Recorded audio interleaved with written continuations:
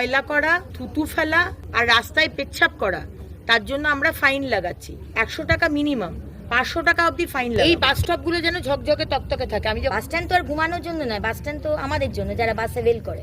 বেশিরভাগ সময়তেই আগের মুখ্যমন্ত্রীর ছবি ছিল, সমস্ত পলিটিক্যাল ছবি হাটিয়ে দেওয়া। ঝকঝকে তকতকে হবে প্রত্যেক বাস স্ট্যান্ড। হ্যাঁ, বাজার, স্টেশন, বাস স্টপ, স্কুল দুবার করে ঝাড় দেবে।